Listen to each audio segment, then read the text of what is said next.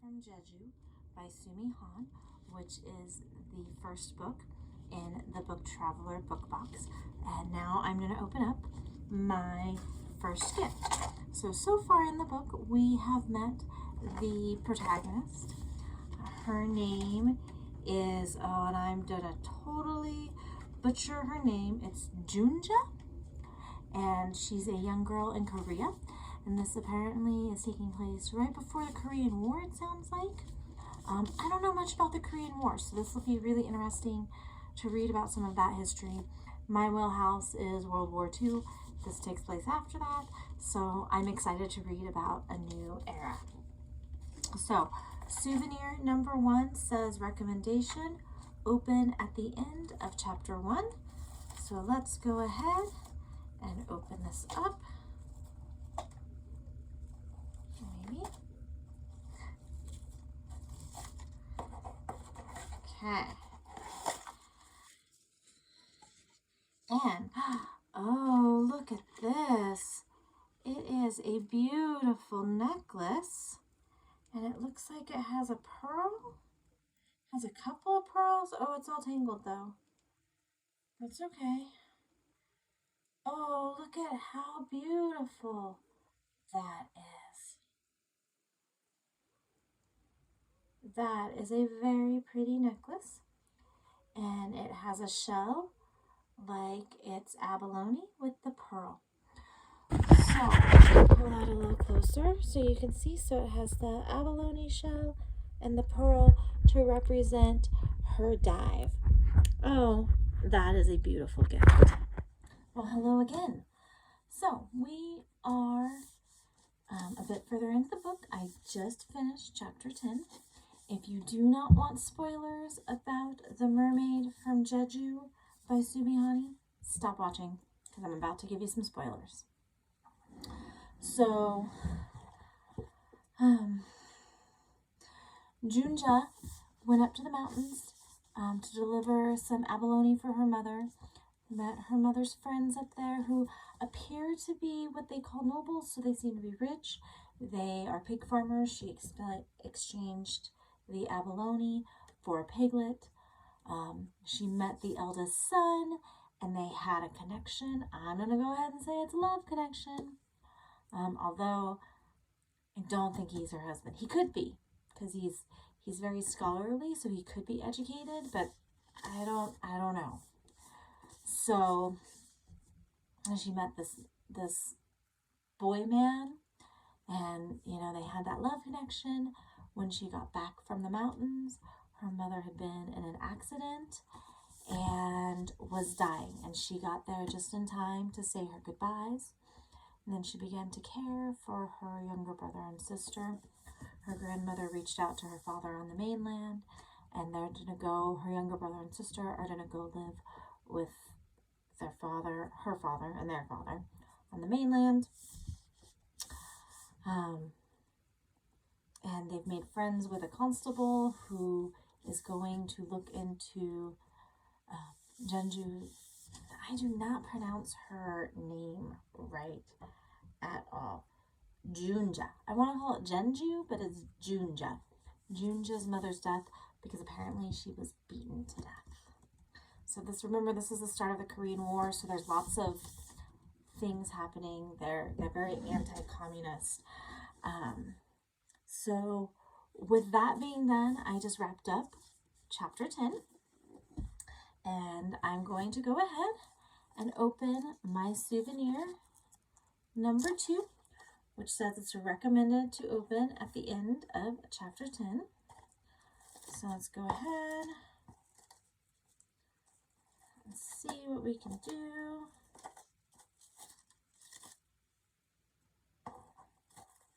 And this time, the string's not getting all tangled on me. Okay. So,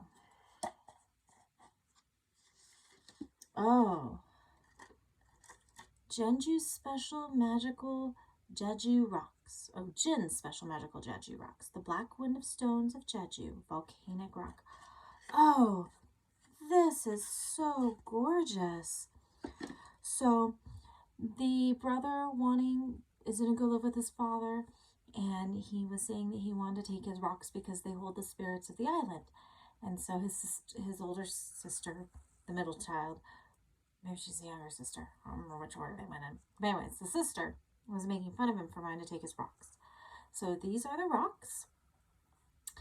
And what I think I really like best about this is that they again have this beautiful abalone look to them. And if you remember the other necklace that had the pearl with the abalone shell right there. And so, oops, or you can just look at the back of the necklace. That's fun. So we have that with the necklace and that with the bracelet. That is a really beautiful match. I really like the fact that the gifts are tying into each other. And yeah, they tie into the story. But I now feel like I have a match set, and I really like that. That's pretty great. So good job, the book traveler.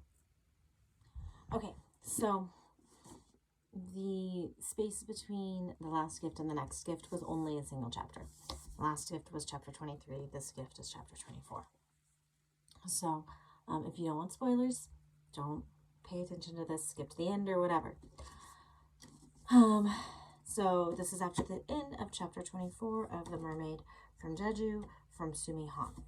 So what has happened in this chapter is that the grandmother and Jeonju have gone to the mountain home of the pig farmer Sual, and the grandmother has negotiated with Sual's mother for Sual and Jeonju to get married. Jeonju is upset about it, although she likes Sual. I think it's because of the compromising situation. But they are preparing for the wedding, and it will be happening in the next day. And this is when we come to our souvenir number 4, which is recommended to open at the end of chapter 23. So we pull it out. Oh, and the grandmother told Sual's youngest sister a story about a princess and a tiger. So we got a note card which says, "Keep listening to what animals tell you," from Sumi Han, the mermaid from Jeju. So it's a pretty little postcard. Anytime I get postcards from book boxes, I have a wall in my library that I put the book on to display, so this is going to look lovely on my postcard. I guess maybe they aren't called postcards. I call them postcards. They're postcard pictures. So that's a lovely little present. Why, hello. So we are about to do the unwrapping of souvenir number 3 for The Mermaid from Jeju by Sumi Han. If you don't want spoilers as to what is going on in the story, go ahead and stop watching now. Maybe skip to the end to see what the present is. I don't know. When we had left off last,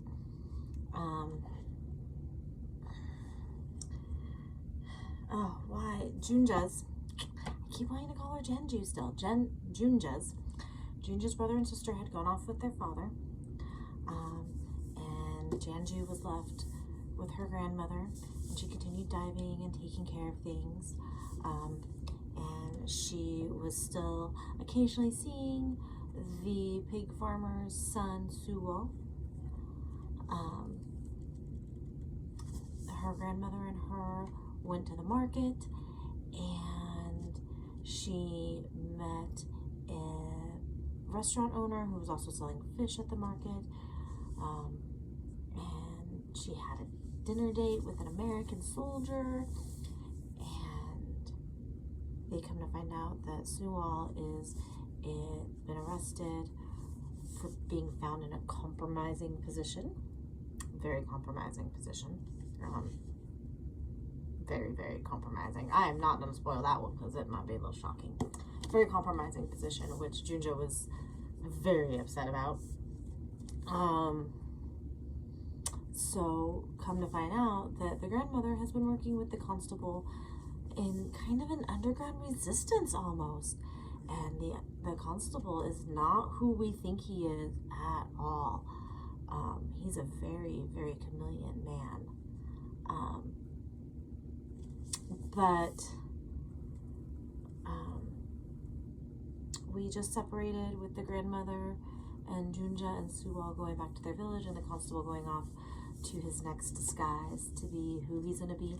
I don't know if I want to share what that one is, but it's a little on the surprising side as well. So that is the end of chapter 22.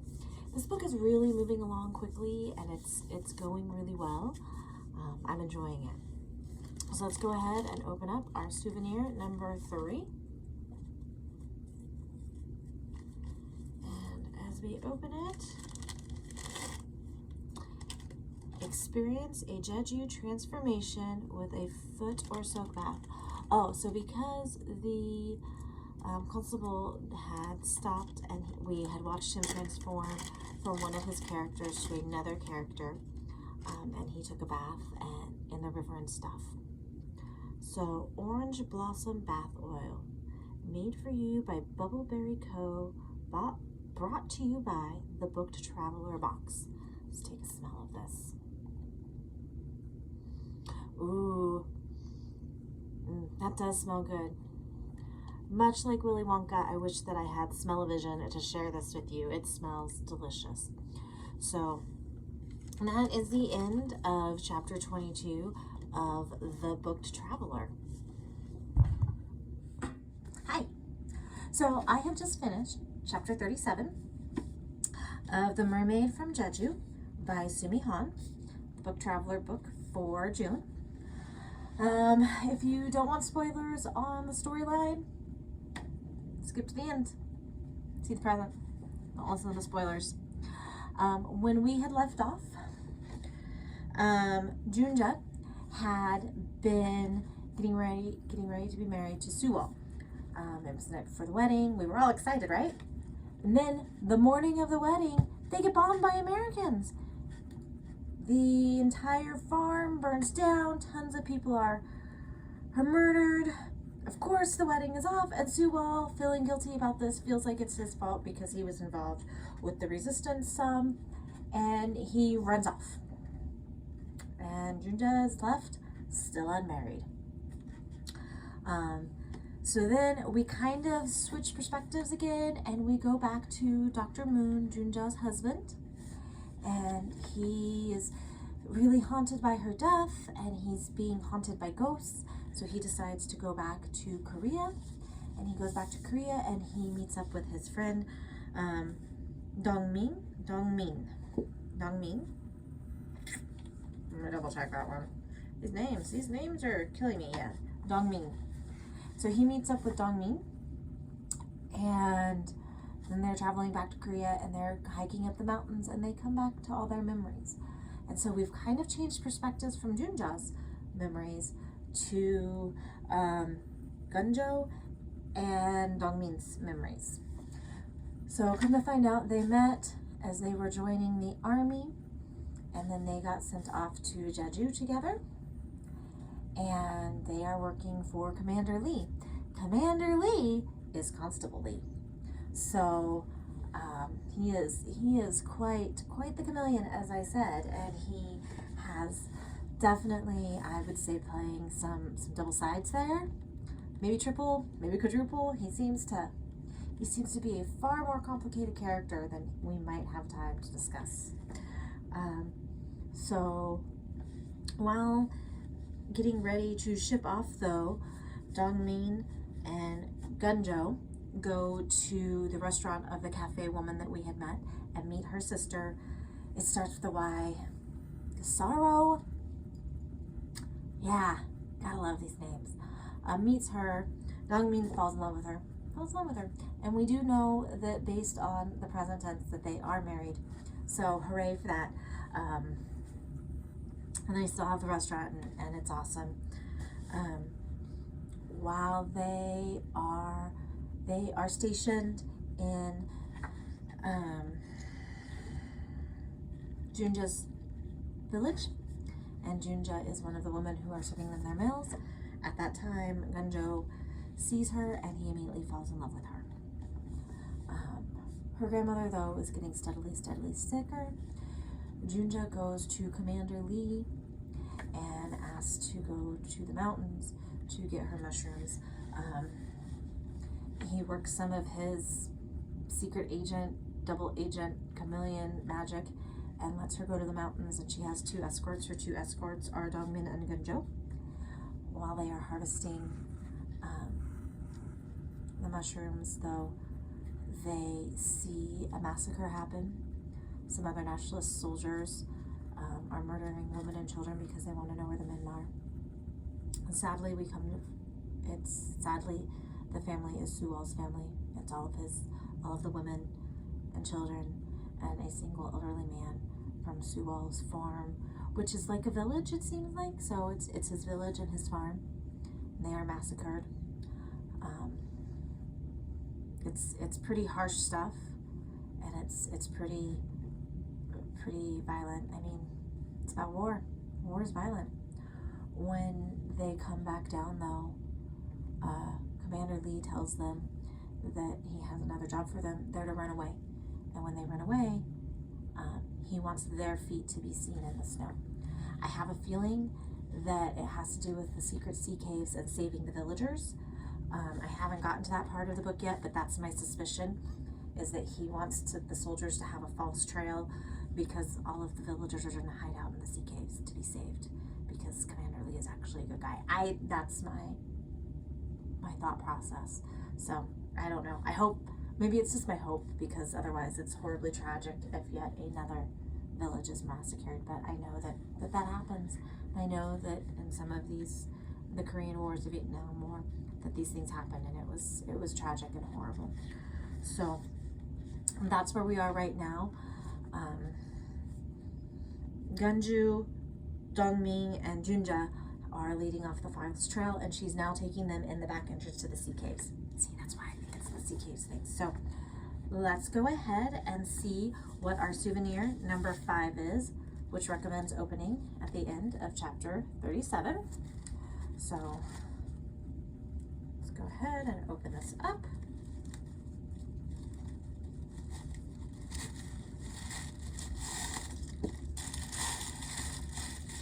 This has a sticker that says hand wash.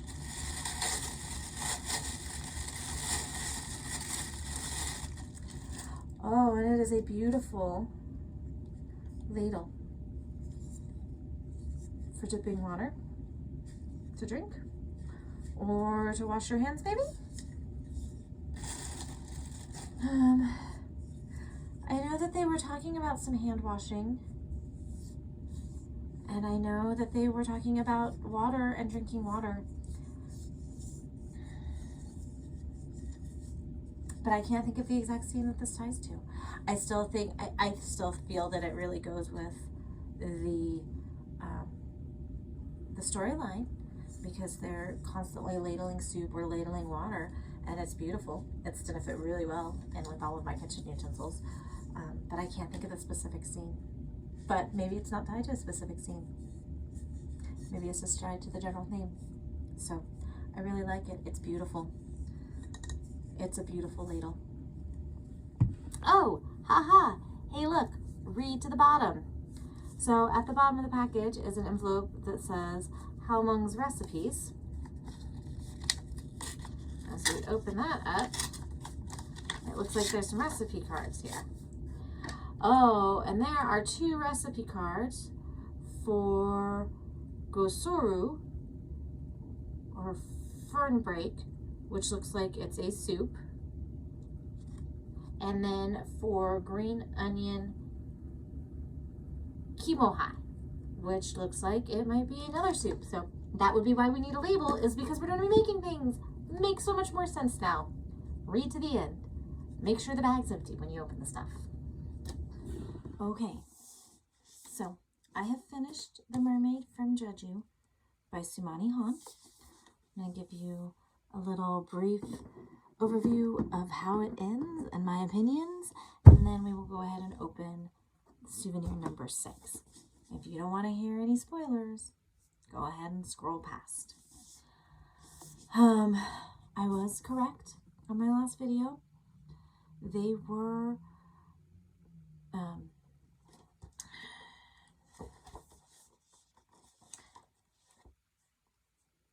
Janju, Gunjo, and Dongmin, there you go, were helping the villagers escape. They were taking them to the caves. Commander Lee was protecting them. We delve a little bit more into what happened afterwards and how Ganju and Janju escape Korea and what happened after the war and how horrible those nights were. They did see Suwal. He did help them escape, but then he was left behind. They have a ritual which they call a kut, K-U-T, kut. Don't know how to pronounce that. Kut. There's a glossary of Korean terms in the back. They don't tell me how to pronounce them. So we find out what happened to lots of the characters during the final stages of this war. This was apparently a giant battle, not a giant battle, a massacre that is called April 3rd incident. It's just what it's called, and it was a very, very bloody incident in the history books. I may have to read up a little bit on it. Sadly, the commander and Sunwoo both passed away in the cave protecting other villagers. But they greeted their family members on the other side. It was a beautiful, beautiful ending to the book. Absolutely gorgeous. And Janju and Sewol met on the other side as well. So it was a beautiful, absolutely beautiful book. It was a wonderful read. I thoroughly enjoyed it.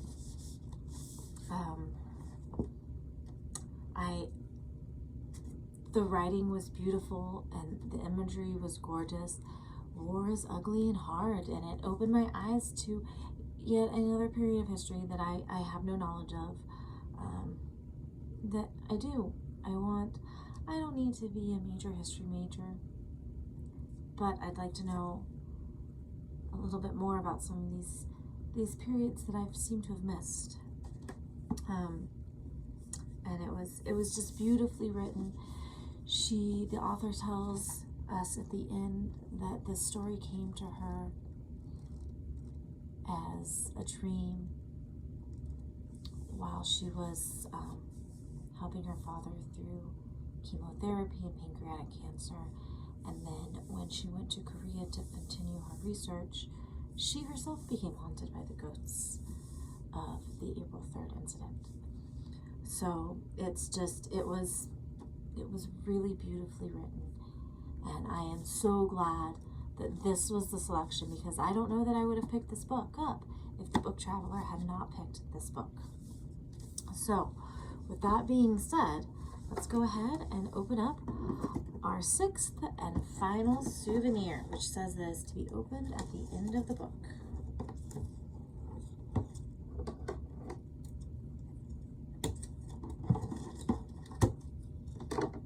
It's a really big box.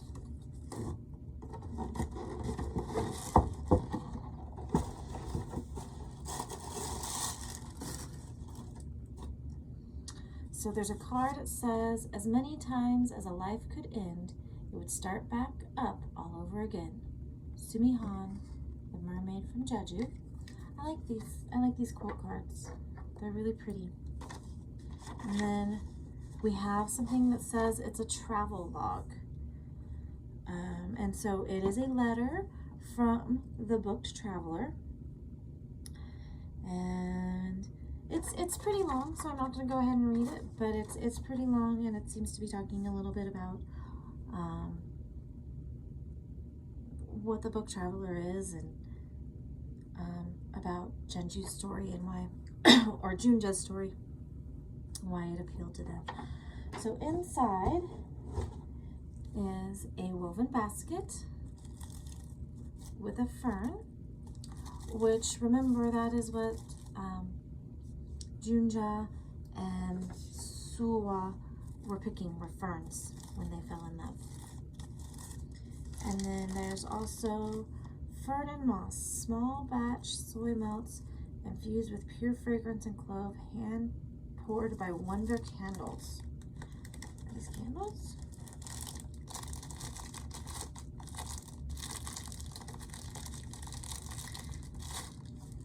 Oh, so this is natural soy wax melts with essential oils. Oh, I am a big wax melt person. This is exciting. Again, I wish I had the smell-o-vision for you, because this is beautifully smelled. Fern and moss. It's kind of woodsy and florally. Oh, it's so good. So, I'm really excited that this is a wax melt and not a candle, because I would use this so much more than I would use a candle. Oh, and I can always use a little basket.